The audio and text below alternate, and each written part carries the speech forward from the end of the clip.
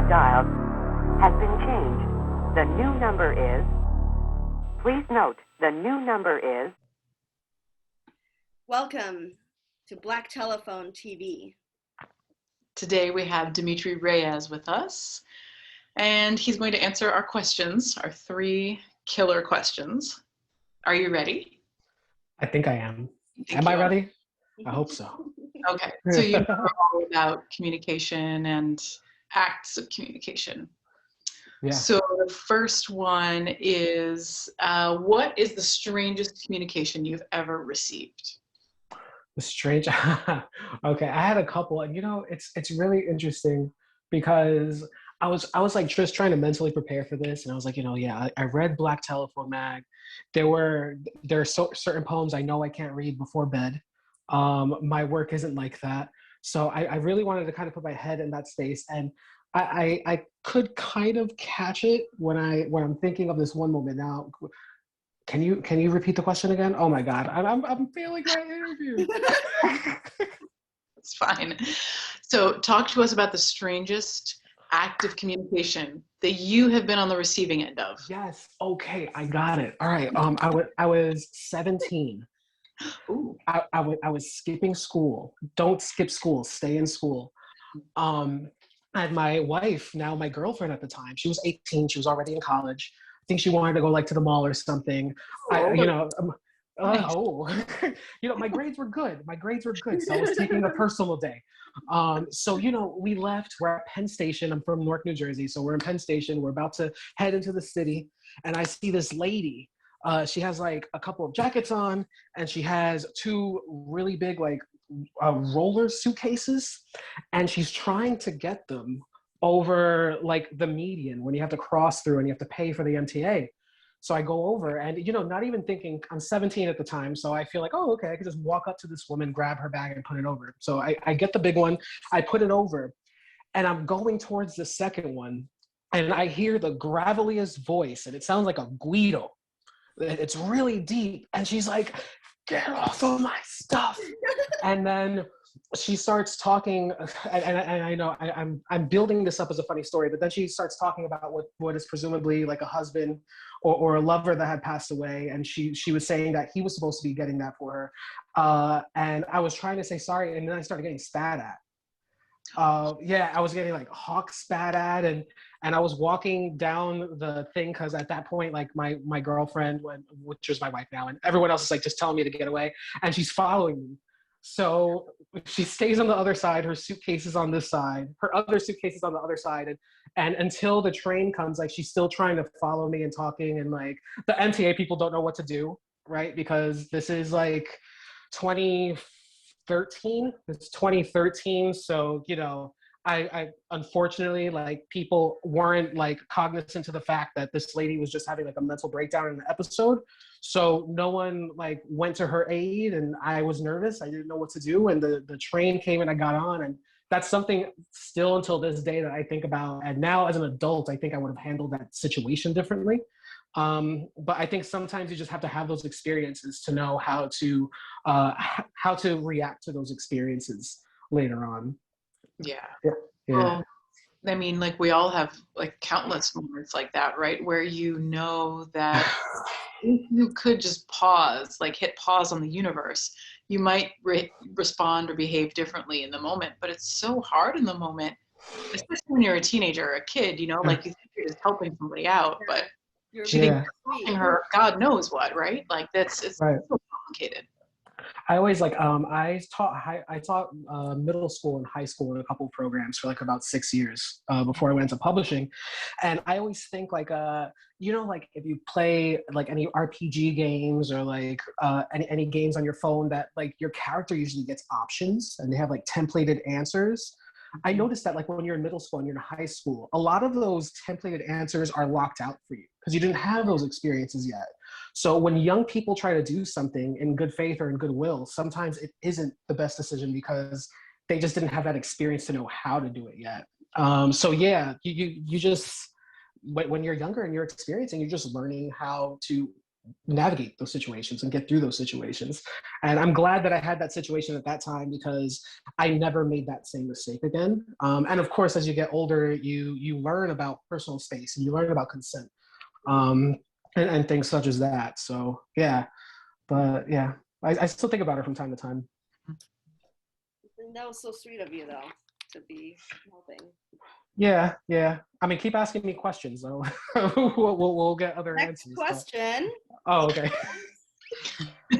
What is the riskiest form of communication that you have ever attempted? Oh, see, so now this is where my personality takes a turn. Um, okay. Another story from when I was a senior, and my wife was also there now too. So that's funny. I got to talk to her about that kind of stuff. Things happen when we're in pairs. But we were waiting for the bus in downtown Newark, and I forgot exactly what had happened, but these two guys like broke out into a fight, right? And they were wrapped up. They were like in the clinch and they were like hitting each other, looking for leverage. And of course, me being that guy with the suitcase from earlier, I go over there and I try to break up the fight. Oh my God. And then I try to go over there and break up the fight, and then I start seeing that their eyes turn on me a little bit after a while. Like of me trying to separate and be like, yo, like, like it's squashed. Because at this point they were both tired. They were still trying to tussle or whatever like that. And I was like, yo, like, it's squashed. Like, that's it. The beef's done. But yeah, like they kept going. They were looking at me. They were getting a little upset. At that point, then my wife was telling me to like back off. And then I just left. And babe, did they keep fighting, hon? Did they keep going? I think they just kept going, and then we got on the bus. So both of those times, both of these stories, like, So just failure, complete I failure. can't, yeah, and you just can't wait for public transportation. So those two things were just not resolved. Those two stories. Well, it's good they didn't beat you up. I mean, that's good. They didn't. Yeah. All right, screw this guy. Like. Word.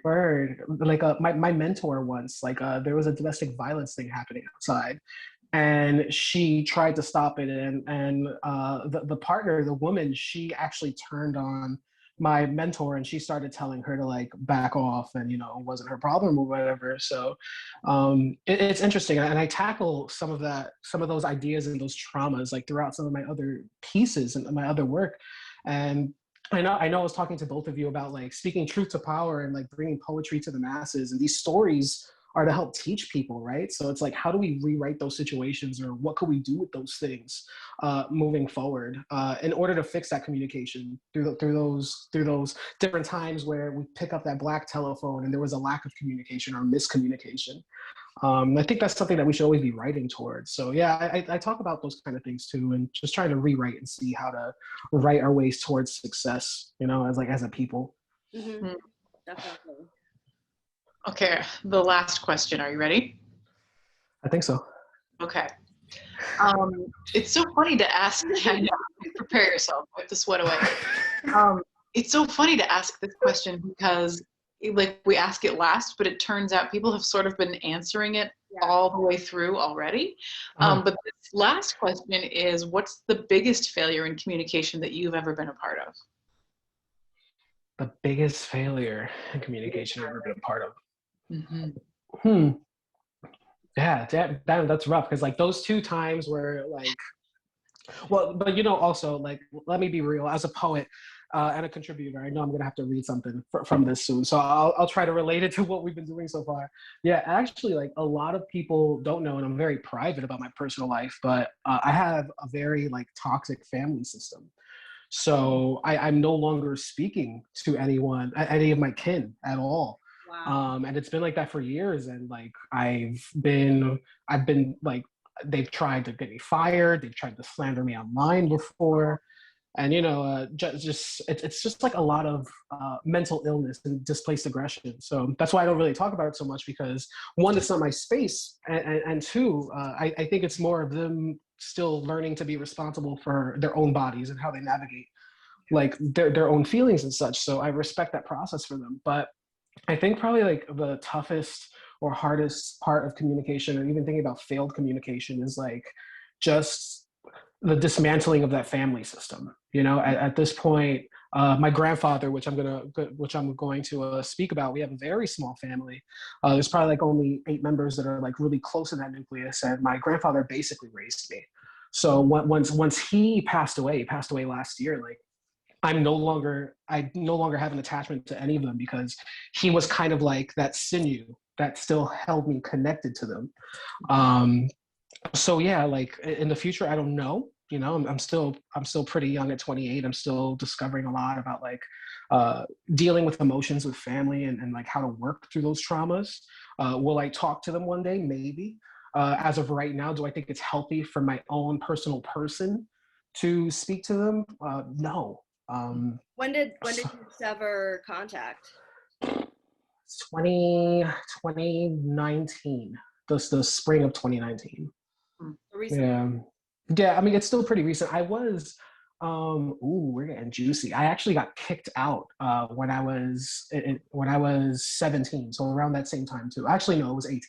I was 18. I was out of high school already. So when I got kicked out, I didn't speak to them for several years until my grandmother got cancer, and then that was one of the other poems in there. Oh, okay. Yeah, so then that's when I went back. My wife and I helped caretake, and then things got frayed again, and then we ended up leaving when it was too much emotional heartache on the two of us, and we were getting in the way of each other. We just felt like that low vibration, and we just needed to kind of like take care of ourselves and our own family that we're developing.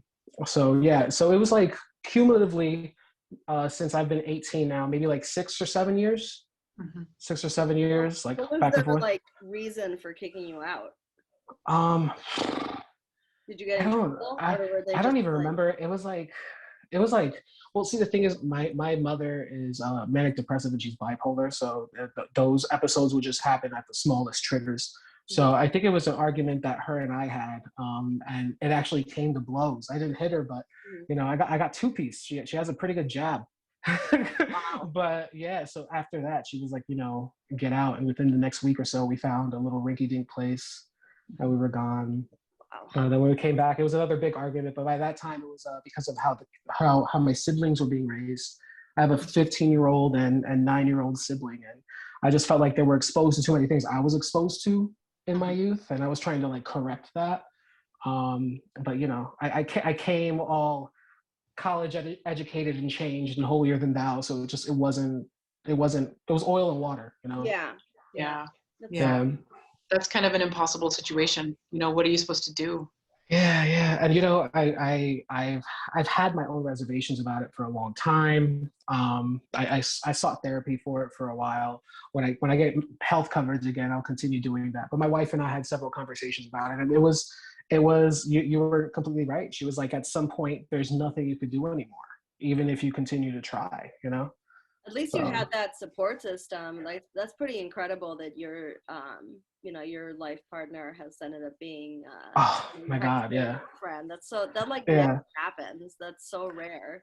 Yeah, and it sucks because it came on the precipice of us having like such a shitty family tie, so we really needed each other. Yeah. And that's basically, we fell in love out of necessity, and we learned to grow and then love each other out of friendship. So that's like the coolest like relationship. If we want to talk about great communication, that's beautiful. That's what's really worked out for us so far. That's incredible. I mean, it's so hard to do that when you're like, there's so many teenagers that get kicked out of their houses for stupid reasons, and they don't have anybody. So even having one person, even if that person can't financially support you or anything, but just they're in your corner and they're there for emotional support and they got your back, like that makes a huge difference. Yeah. And and don't get me wrong, like I wasn't the greatest kid either. So sometimes I was. I'm sure you were acting out, because of all the crap you were dealing with. Yeah, and I could. That you didn't know. Yeah. You didn't know what to do with it. You didn't know why you were feeling so angry, and probably now it's probably pretty clear why you were feeling the way you were feeling. Yeah, definitely. Like, I had my own things to sort out. I think that's why, like, the first 6 years before I went into publishing and into poetry and stuff, I was a school teacher, and it just felt like I had so much understanding with certain kids. And also I worked with a lot of kids with IEPs. So like that was usually I usually had like the resource students or like the MD students. So yeah, like that's why I felt like I owed myself to dedicate myself to that for a little bit. And even still now, like as a poet and as an organizer, I really like going into the high schools, into the middle schools, and trying to teach and trying to just instill some of that knowledge and having these conversations, which are also important, earlier rather than later, because it's good to know these earlier. And it's so powerful too at a young age to reach students, even if it's just a few. It's so powerful to have someone who seems like a mentor, even a distant mentor at that age. It's so powerful. Yeah, definitely. Definitely is. It's good work you're doing. Yeah, thank you. I love that. That's so inspiring. Yeah. So turning, and that's art, right? Turning all this, the dross, the base metals that are of like crappy feelings and trauma, turning that into something beautiful. Yeah. The alchemy of the artist. That's beautiful. The alchemy of the artist.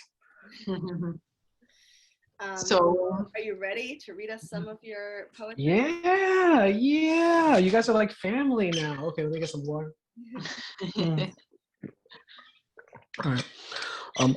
I'll read the grandfather poem, the abuelo poem, since he was the impetus of this conversation. Great. Okay. Memo written to Park as Whitman. 1993. Age 0. You were my grandfather's favorite child. That's why I wanted to be born so early, surrounded by trees, grass, and you. 1998. Age 5. My puffy eyes close pink on the kiddie swing. The budding flowers leak honey. Texture juice, 1/2 water, 1/2 treated sugar. The spores overspread on slides. Heat, itching. Nature hurts. I couldn't wait to go back the next day, my friend. 2001. Age 8. How good of a little leaguer was I? You caught every practice, you saw every game. You heard when I butchered the name Roberto Clemente in fogged sports goggles. It was in your company when I played the game from the dugout where you collected spat sunflower seeds in mounds. Standing in right field, you showed me sweat and noise and chafing and bullies, and I showed you I didn't like baseball. 2005, age 12. My deciduous teeth decompose into the crevices of your bike path where you left too many acorns scattered and strewn, marbles or shoes I'd leave by the doorway. You taught me how to fall and to bleed and how to get back up. 2008, age 15. Again. I skipped school and you hid me behind snowy trees. I wore black and looked like tarmac sitting on stumps alone, chewing gum, shivering, chewing cheeks, looking, waiting for the truancy that never came. I thought they'd got lost in you, like they felt safer somewhere distant inside your body as I did, but I was just me and you and the snow. 2010, age 17. Your exterior was ground solid. Your head bloomed in spring, and you managed a natural tan in autumn. You didn't mind being walked over because it was my leaves your girlfriends would jump in. They'd be swathed by your better nature, and you're holding them with your one-arm brilliance. We smelled like dirt always streamed in this canal, squatting under these same bridges, rolling down these same hills. 2014, age 21. One day, I may flourish. One day, I may be just as brilliant.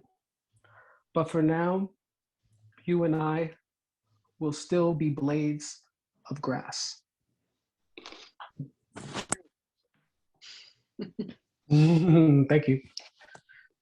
That's really interesting. I noticed you making little adjustments as you read. Were you making those just right now in the moment, or are those adjustments you've thought about? I usually have like a base, and then on the conversation or how I'm feeling at the moment, that's when I'll make those adjustments. So if you catch me in another week, the timbre of this poem might have been different. But because of our conversation, that kind of influenced the way I navigated. That's really interesting. You're a performer. Yeah. Definitely. Yeah, definitely. Mm-hmm. Yeah, that was a treat. So I guess you do, when it's not like pandemic time, I guess you really enjoy doing readings and stuff. Right? I do. Yeah, I really miss them terribly. Yeah. Yeah. And in Newark, there's like this really burgeoning art scene where, you know, you get like the spoken word in the clubs, and then there's like 3 different colleges in downtown Newark. You can hear some of the academia poetry. So as an organizer and as a poet, and as someone who's MFA trained, and you know, who was a street poet first, I really try to blend those two, because I feel like it's a really great marriage when you could have both. Hell yeah. Yeah, that's awesome. Yeah, I can't wait to host readings. I was so excited to move to this area in upstate New York. Like it's still pretty close to New York. And then also the upstate area, there's stuff going on, but I was just so excited to start organizing readings and stuff like that. So Definitely. whenever that happens, you know. Someday soon. It's not too far off.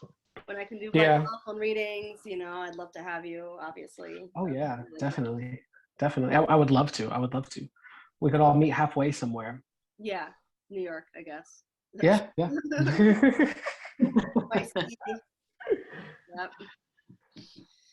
Well, thank you, Dimitri. This was amazing. Oh, thank you. I also miss doing interviews, you know, so it's really great to be able to just kick it and just talk about my stuff. It's so nice.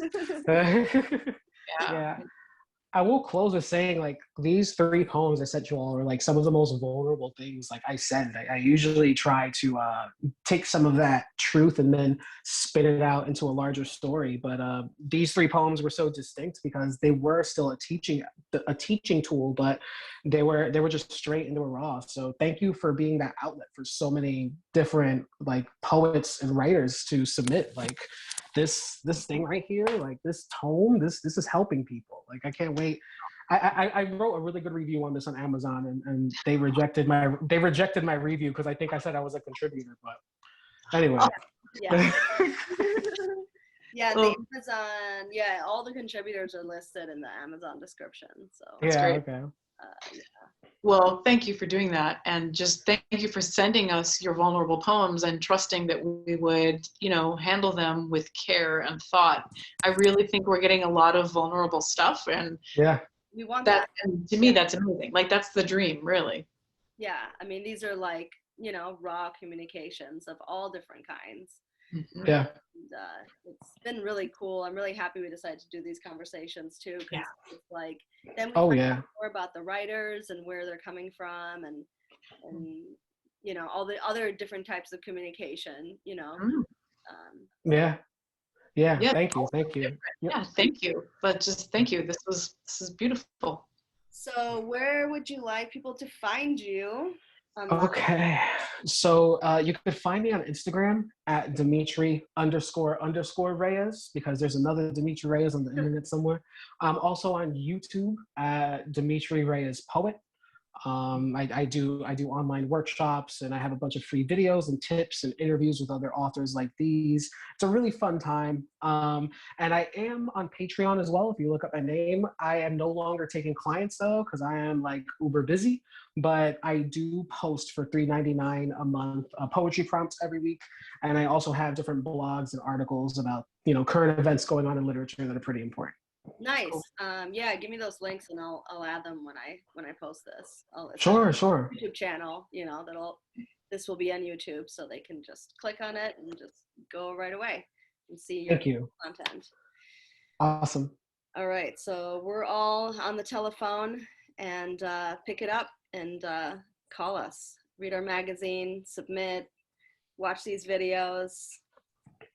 Peace, and I do devil horns. Yeah. Oh, I like this one. I love you. I could do this one. I'm good with it.